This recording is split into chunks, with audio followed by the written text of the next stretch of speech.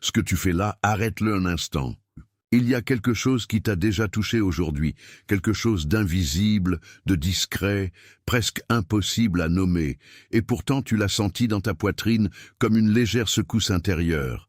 Tu continues peut-être à sourire, à répondre, à marcher, à faire ce que tu sais faire, mais à l'intérieur une partie de toi sait que rien n'est exactement comme avant.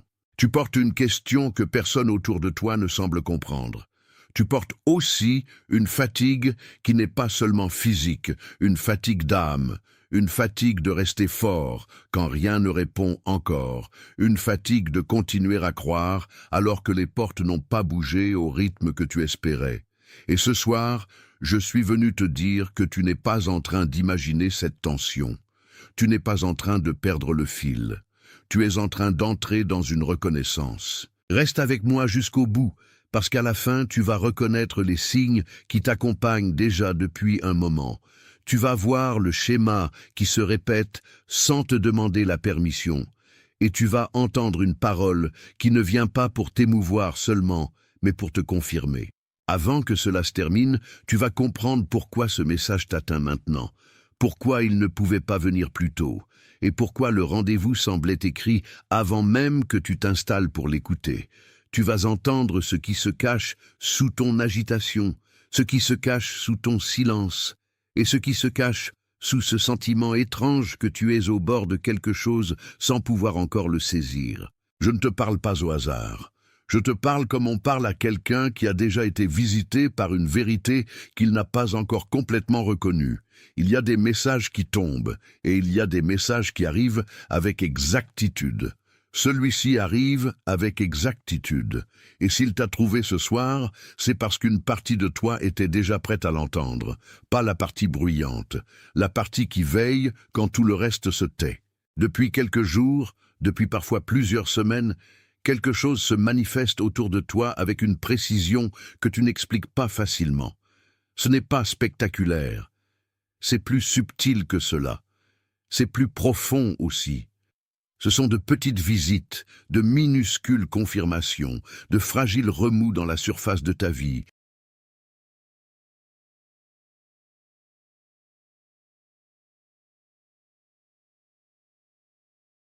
Attention, vous devez vous préparer maintenant. J'ai séparé un matériel pour ceux qui sentent que Dieu parle, mais ne savent pas quand ni quoi, et vivent dans la peur de manquer le bon moment. Le calendrier secret des élus va vous donner cette clarté. Ce sont 7 secrets du calendrier du ciel, les marques temporelles que Dieu laisse dans la vie de tout élu, pour que vous reconnaissiez les signes, identifiez la saison dans laquelle vous vous trouvez, et voyez la date que Dieu a réservée pour vous avant qu'elle ne passe. Cessez d'appeler coïncidence ce qui est un signe de Dieu. Cessez de vivre selon l'horloge du monde, pendant que le ciel parle dans un autre temps. Cessez d'attendre sans savoir ce que vous attendez. Votre saison est en train de passer. Et un élu qui ne reconnaît pas les temps de Dieu arrive non préparé précisément le jour du tournant. Plus de 10 000 élus ont déjà lu les signes et ont eu la conviction qu'ils cherchèrent depuis des années. Ils étaient comme vous. Ils sentaient que Dieu avait quelque chose de prévu, mais ne savaient pas lire les signes. Ils vivaient dans l'attente silencieuse. Et ils ont découvert que le jour était déjà dans le calendrier. Il suffisait de le reconnaître. L'offre est ouverte seulement ce mois-ci. Accédez au lien dans le commentaire épinglé maintenant, avant qu'une autre saison de votre faveur ne passe sans que vous vous en rendiez compte. Comme si l'invisible posait sa main juste assez longtemps pour que tu saches qu'il est là. Tu te réveilles peut-être à la même heure, encore et encore, sans raison apparente. Le sommeil te quitte au même endroit de la nuit, comme si quelque chose en toi refusait de continuer à dormir sur l'ancienne version de ta vie. Tu ouvres les yeux, et il y a ce silence dense, ce silence qui n'a rien d'ordinaire, ce silence qui semble attendre que tu comprennes quelque chose avant de te rendormir. Et ce n'est pas seulement la nuit. Pendant la journée aussi, il y a ces moments où ton cœur se serre sans avertissement, puis se relâche aussitôt, comme si une vague intérieure traversait ton être sans demander la permission. Tu étais en train de faire quelque chose de banal, et soudain tout devient plus sérieux à l'intérieur. Tu étais en train de parler avec quelqu'un, et tout à coup l'échange a une saveur étrange, comme si une partie de toi s'était retirée de la scène parce qu'elle savait que cette conversation n'était déjà plus la bonne porte. Tu as peut-être remarqué aussi que certaines relations ne portent plus le même poids. Des échanges qui te semblaient normaux paraissent maintenant plats, presque vides, comme si les mots se cognaient contre une vitre invisible. Tu écoutes, tu réponds, tu restes poli, mais quelque chose ne rentre plus. Ce n'est pas de la dureté, ce n'est pas du mépris, c'est de la clarté. Et puis, il y a ces coïncidences qui reviennent. Un même nombre, une même heure, un même mot entendu dans des contextes différents, une phrase lue presque par accident, puis retrouvée ailleurs, comme si l'univers te la montrait de nouveau avec patience. Tu n'es pas en train de devenir obsessionnel, tu es en train d'être entouré de rappels. Ces signes ne sont pas des problèmes à résoudre, ils sont des confirmations à recevoir. La fatigue que tu ressens n'est pas une punition, elle est souvent un recalibrage. La distance que tu ressens avec certains anciens repères n'est pas une perte vide. Elle est une mise en ordre. Le réveil répété, la vague soudaine, le silence des conversations, la répétition des nombres, tout cela te dit la même chose sans hausser la voix. Tu n'habites plus exactement le même seuil qu'avant. Il y a des saisons où l'âme cesse de tolérer le mensonge de l'habitude. Il y a des saisons où ce qui était supportable devient trop petit. Il y a des saisons où l'intérieur refuse de se contenter de ce qui n'était qu'un arrangement provisoire. Prends une respiration avec moi, laisse cela se déposer là où tu ne contrôles plus rien. Si même une seule de ces choses vient de te toucher, si tes épaules ont baissé un peu, si tu as senti que je nommais quelque chose que tu vis sans savoir le dire, écris le nombre 888 dans les commentaires. 888 porte l'empreinte de l'abondance qui circule à nouveau, de l'espace qui s'ouvre, de la confirmation qui arrive sans forcer. Écris 888, puis reviens tout de suite vers moi. Parce que sous ces signes, il y a quelque chose de plus précis encore. Il y a un mouvement qui s'est installé sans faire de bruit. Et si tu ne le vois pas, tu peux facilement croire que tu es simplement fatigué, simplement distrait, simplement en train de traverser une phase étrange. Mais ce n'est pas seulement une phase, c'est un motif. Sous ces signes, il y a une manière de tenir ton cœur, comme s'il devait toujours rester disponible, toujours correct, toujours prêt à répondre à ce qui ne répond jamais vraiment. Tu avances avec une ferveur réelle, mais souvent vers des portes qui ne sont plus les bonnes. Tu donnes à certaines choses une loyauté qu'elles ne rendent plus. Tu continues à tirer sur des cordes qui, depuis longtemps, ne sont plus attachées à rien. Voilà le schéma. Tu as appris à mesurer ta fidélité à la force de ton effort. Tu as appris à croire que si tu continues assez longtemps, si tu tiens assez serré, si tu prouves assez, alors la réalité finira par se plier. Et cette manière de vivre t'a rendu solide, oui, mais elle t'a aussi épuisé. Ce n'est pas que tu manques de foi. Ce n'est pas que tu manques de courage, c'est que tu as parfois confondu endurance et alignement.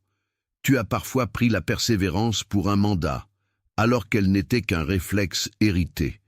Tu as parfois offert ta meilleure énergie à ceux qui ne savaient plus la recevoir. Et cela se voit partout. Cela se voit dans les projets que tu prolonges trop longtemps alors que ton cœur sait déjà. Cela se voit dans les liens que tu maintiens par respect alors que l'intérieur a déjà reculé. Cela se voit dans la manière dont tu recommences à espérer après chaque déception, comme si la prochaine fois allait forcément réparer ce que la précédente a laissé ouvert. Le plus difficile, c'est que ce schéma peut avoir l'air noble. Il peut même avoir l'air spirituel. Il peut ressembler à de la patience, à de la constance, à de la loyauté.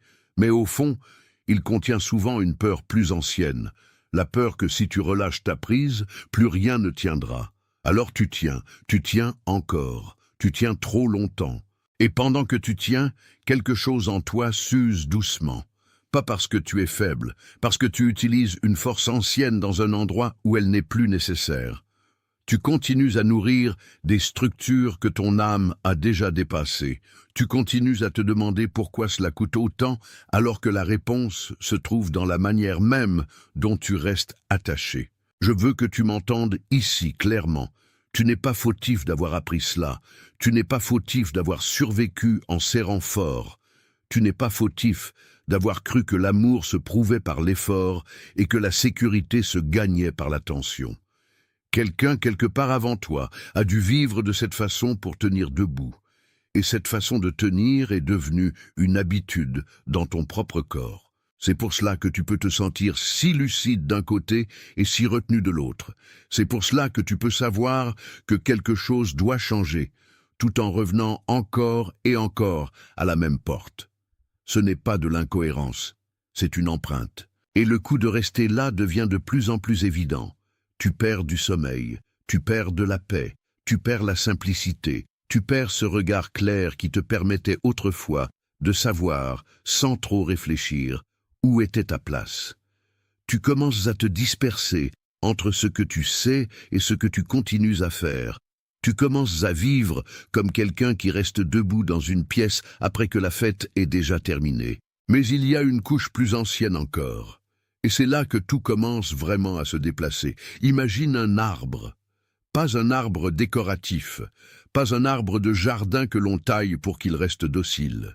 Imagine un arbre ancien, profond, large, avec des racines qui ont traversé plusieurs saisons de sécheresse et plusieurs orages. Imagine que pendant longtemps, on n'a regardé que ses branches. On admirait son port, sa résistance, son apparence calme. Mais sous la terre, quelque chose a été négligé. Les racines, elles, ont gardé la mémoire de ce qu'on a vécu. Quand la terre a été dure, elles ont appris à s'enfoncer autrement. Quand le vent est venu trop fort, elles ont appris à s'agripper. Quand l'eau manquait, elles ont appris à économiser chaque mouvement. Et plus tard, même quand les saisons ont changé, elles ont gardé la même stratégie, parce que la mémoire du manque est plus lente à quitter le corps que la blessure elle-même. C'est ainsi que ton être a été formé. On a peut-être attendu de toi que tu restes fort, sans bruit. On a peut-être ignoré les moments où tu avais besoin d'être vu. On t'a peut-être appris à parler seulement quand tu étais sûr, à montrer seulement quand tu étais utile, à demander seulement quand il n'y avait plus d'autre choix. Alors ton système intérieur a planté des racines de vigilance. Et maintenant, même quand la pluie arrive enfin, même quand quelque chose en toi commence à changer, ces racines anciennes veulent encore se comporter comme si l'hiver n'était jamais terminé. Ce n'est pas toi qui es trop lent. Ce sont des racines qui ont cru trop longtemps qu'elles devaient survivre au lieu de recevoir. L'arbre, pourtant, n'est pas condamné par son histoire. Il commence simplement à sentir que la terre au-dessus de lui n'est plus la même. Il perçoit des variations qu'il ne peut pas contrôler. La lumière change, le sol répond autrement. Les profondeurs, longtemps resserrées, se mettent à respirer. Et quand cela arrive, il y a un moment très précis où l'ancien réflexe se fatigue lui-même. Il ne disparaît pas d'un coup. Il cède, il relâche. Il cesse de serrer chaque fibre contre le souvenir du manque. Il commence à reconnaître qu'il n'a plus besoin de protéger la vie comme s'il était encore en plein hiver. Si cela touche quelque chose en toi, si cette image de racines qui ont trop longtemps survécu plutôt que reçu vient de se déposer dans ton intérieur, écris les mots « Je vois cela » dans les commentaires. Laisse la reconnaissance sceller ce qui vient d'être révélé. Écris « Je vois cela » puis reviens tout de suite vers moi, parce que ce que je te montre n'est pas une condamnation, c'est un retour. Et le retour commence quand l'arbre cesse de se battre contre sa propre profondeur. Tu n'as pas besoin de reconstruire ton âme de zéro. Tu n'as pas besoin de devenir quelqu'un d'autre pour être en paix. Tu n'as pas besoin de gagner ton droit à respirer. Ce que tu as à faire est plus simple, même si cela demande du courage. Revenir à ce qui, en toi, a toujours su reconnaître la vérité. Revenir ne signifie pas forcer. Revenir ne signifie pas faire plus. Revenir signifie arrêter de nourrir ce qui te vide et recommencer à honorer ce qui te restaure. Peut-être que cela commence par une décision silencieuse, prise sans cérémonie, là où personne ne regarde. Peut-être que cela commence quand tu admets que certains liens ne sont pas à réparer à l'infini. Peut-être que cela commence quand tu cesses d'appeler patience ce qui n'était qu'une peur de perdre. Peut-être que cela commence quand tu laisses une porte rester fermée sans te sentir abandonné. Il existe une forme de paix qui ne vient pas du contrôle. Elle vient du consentement intérieur. Elle vient du fait de dire « Je ne vais plus m'acharner là où mon esprit s'éteint. Je ne vais plus appeler fidélité ce qui me dessèche. Je ne vais plus confondre le bruit de l'effort avec la voix de l'appel. » Et voici la première pratique simple que je te donne. Non pas comme une tâche, mais comme une balise, le saut du matin. Au réveil, avant de toucher ton téléphone, avant de reprendre le fil du monde, pose une main sur ta poitrine et dis intérieurement, avec lenteur, ce que tu acceptes de recevoir aujourd'hui et ce que tu refuses de porter encore. Pas 3 listes, pas 20 engagements. Juste un saut. Aujourd'hui, je reçois la paix. Aujourd'hui, je ne porte pas ce qui ne m'appartient pas. Aujourd'hui, je reste fidèle à la vérité. Cette pratique n'a pas besoin d'être bruyante pour être réelle. Elle n'a pas besoin d'être spectaculaire pour être puissante. Elle sert à réorienter les racines. Elle rappelle à ton être que la vie ne se gagne pas en serrant plus fort, mais en cessant de s'agripper au sol après la tempête. Et voici la seconde, l'audit du souffle. Une fois dans la journée, arrête-toi au milieu de ce que tu fais et demande-toi, sans jugement, ce qui en toi se contracte et ce qui en toi s'ouvre. Non pour analyser ton âme comme un objet, simplement pour l'écouter.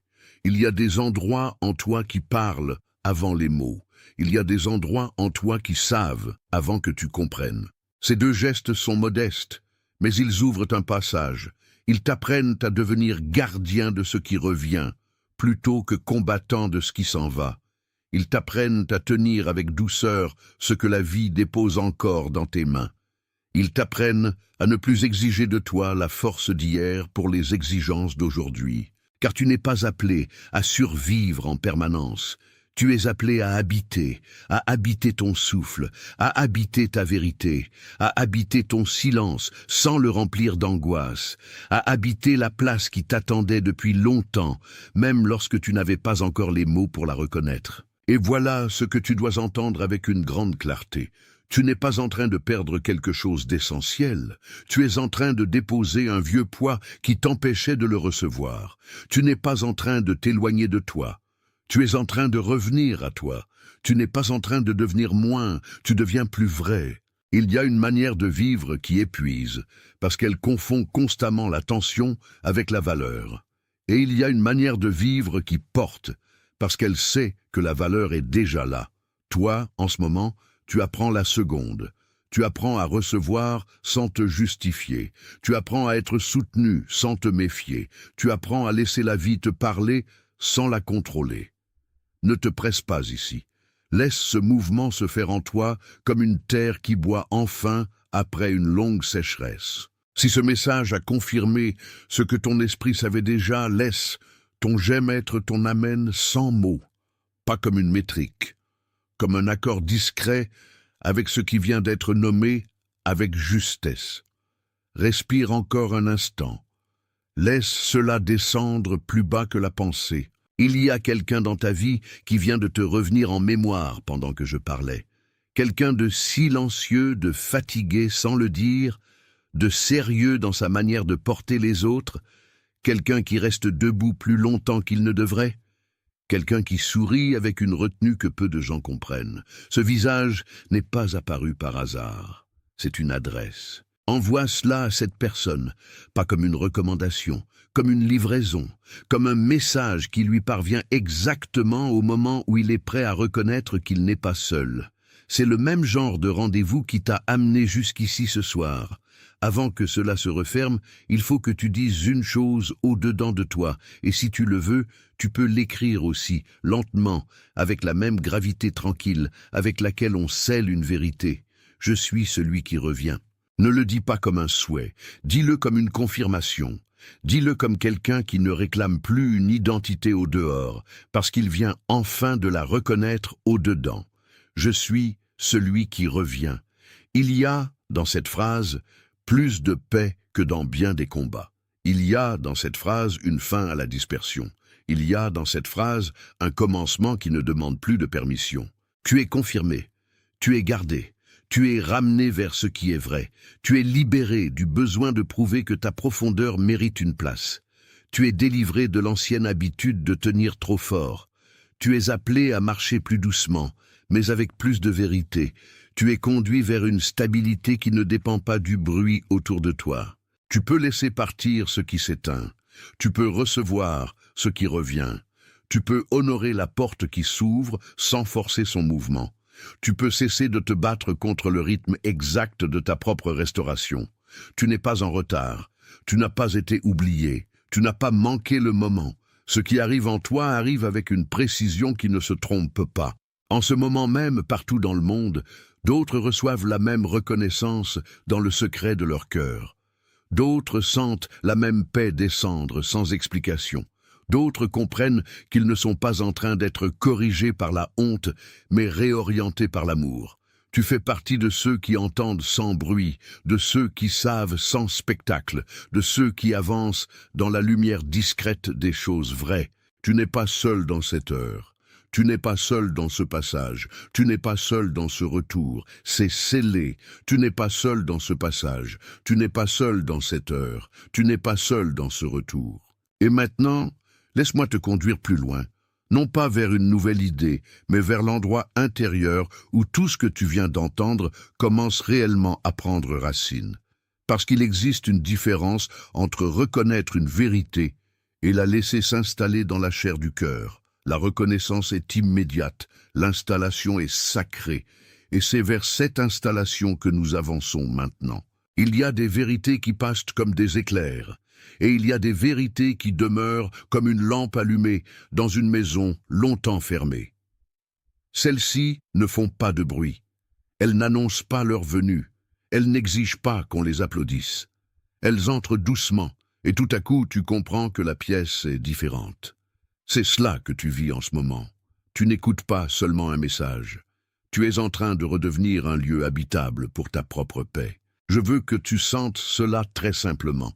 Tu n'as pas besoin d'une autre bataille intérieure. Tu n'as pas besoin d'une autre course contre le temps. Tu n'as pas besoin de te tenir plus droit pour être digne de ce qui vient. Ce qui vient ne demande pas une version plus dure de toi. Ce qui vient demande une version plus vraie.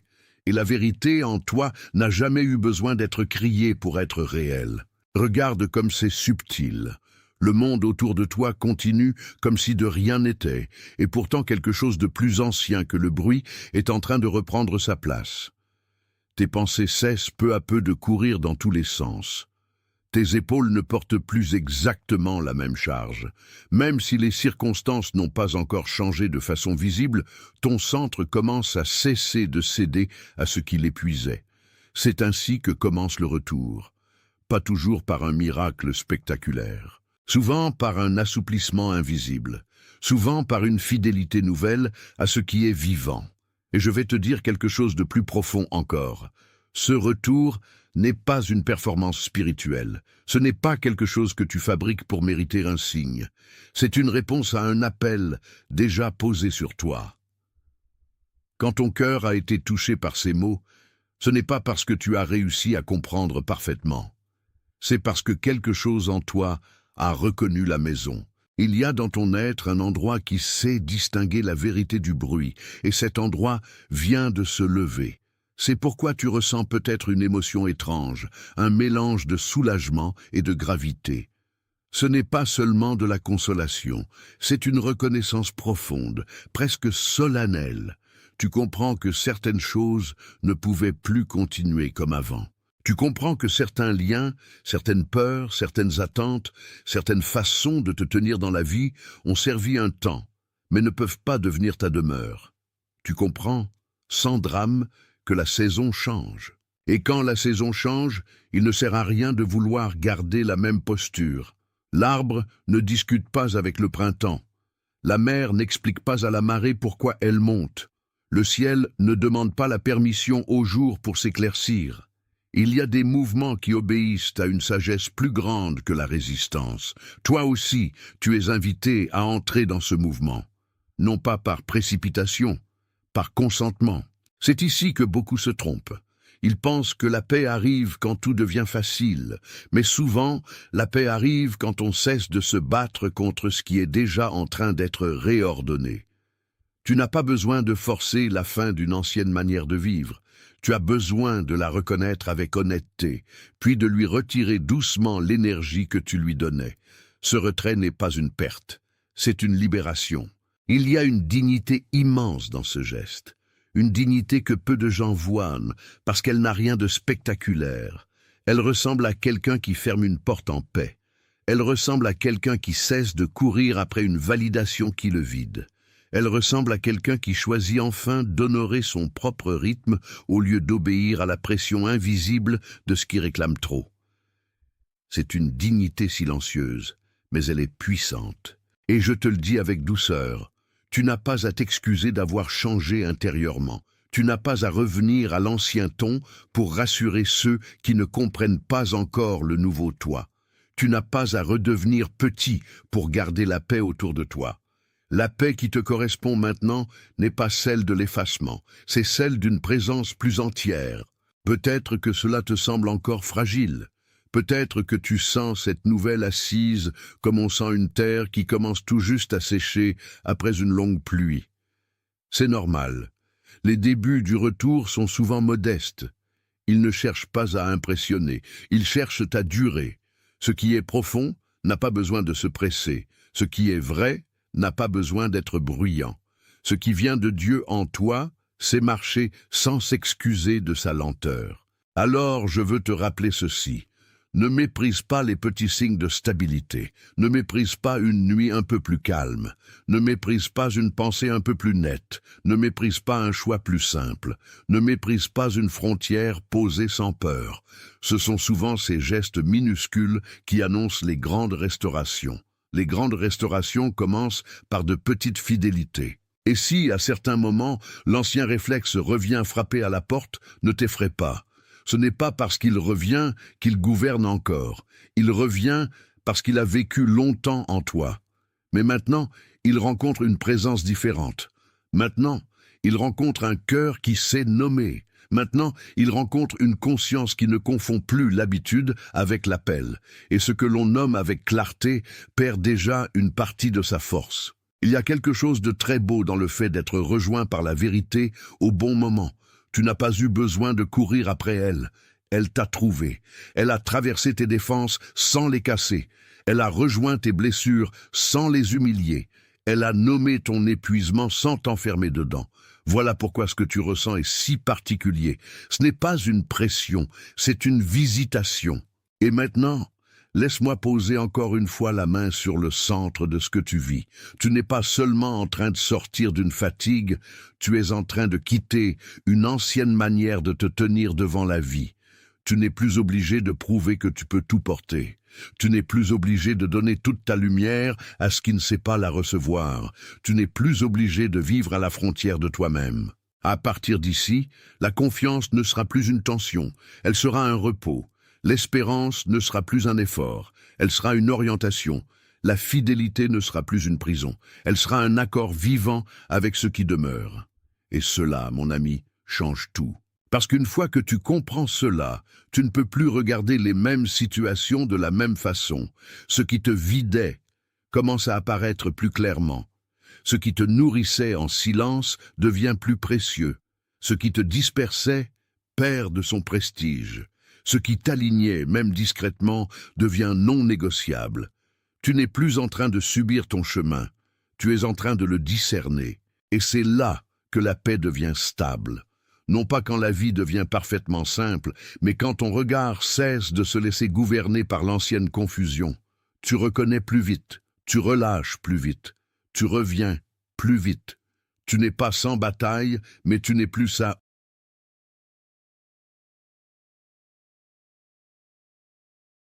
Attention, vous devez vous préparer maintenant. J'ai séparé un matériel pour ceux qui sentent que Dieu parle, mais ne savent pas quand, ni quoi, et vivent dans la peur de manquer le bon moment. Le calendrier secret des élus va vous donner cette clarté. Ce sont 7 secrets du calendrier du ciel, les marques temporelles que Dieu laisse dans la vie de tout élu, pour que vous reconnaissiez les signes, identifiez la saison dans laquelle vous vous trouvez, et voyez la date que Dieu a réservée pour vous avant qu'elle ne passe.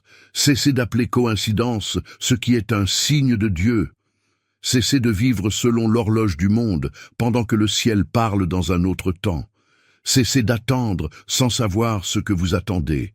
Votre saison est en train de passer, et un élu qui ne reconnaît pas les temps de Dieu arrive non préparé précisément le jour du tournant. Plus de 10 000 élus ont déjà lu les signes et ont eu la conviction qu'ils cherchèrent depuis des années. Ils étaient comme vous. Ils sentaient que Dieu avait quelque chose de prévu, mais ne savaient pas lire les signes. Ils vivaient dans l'attente silencieuse, et ils ont découvert que le jour était déjà dans le calendrier. Il suffisait de le reconnaître. L'offre est ouverte seulement ce mois-ci. Accédez au lien dans le commentaire épinglé maintenant, avant qu'une autre saison de votre faveur ne passe sans que vous vous en rendiez compte.